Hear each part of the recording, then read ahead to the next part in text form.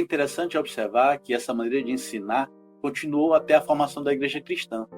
E os cristãos, por obediência à comissão de Cristo, passaram a fazer eles os seus discípulos, ou seja, a formar pessoas como Cristo os formou, por meio da influência relacional. Os filósofos da época também faziam seus discípulos, ensinando os assuntos de seus interesses. E em alguns casos, surgiram escolas dirigidas por filósofos. Foi então que na Grécia se começou a observar a existência destas escolas formais, como local específico para o ensino. Apesar de o sentido do termo escola no grego ser lugar de ócio, lazer, onde alunos frequentavam no tempo livre para refletirem e debaterem com seus mestres, mesmo assim houve uma mudança no uso. Com o passar do tempo, houve uma ascensão do ensino pela igreja. Os pais da igreja, entre eles alguns apologistas, contribuíram para a valorização de temas, objetos de estudos, assuntos, doutrinas e, por que não dizer, para a valorização do conteúdo escrito na formação. E é bem possível também que as ações de Constantino para o fortalecimento da igreja na época possam ter influenciado no maior envolvimento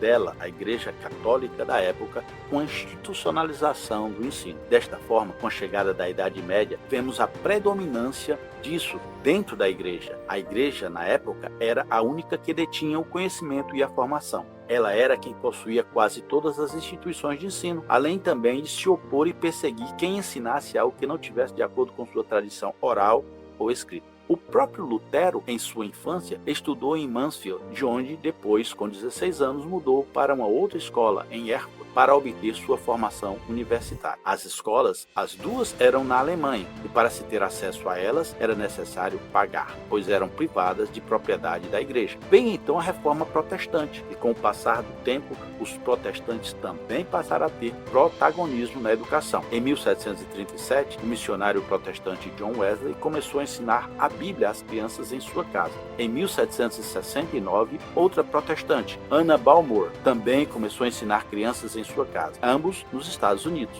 E como líderes, foram reconhecidos no que fizeram. Em 1780, Robert Raikes criou a escola dominical para crianças que viviam nas ruas da Inglaterra. E isso passou a ser um marco na história do protestantismo. E em 1855, Robert e Sarah Kelly dirigiram a primeira escola dominical em Petrópolis, no Rio de Janeiro, Brasil. Foram acontecimentos como estes que marcaram o início do protagonismo e da participação dos protestantes no ensino e na formação das crianças. E esta formação, que era feita nas casas pelos pais, nas sinagogas pelos rabis, na época de Cristo pelos discípulos ou pelos filósofos em suas escolas, já não era mais vista. Assim, já na Idade Média, o relacionamento e a informalidade não faziam mais parte da formação de crianças. Eles haviam sido substituídos pela sala de aula e pela formalidade no ensino.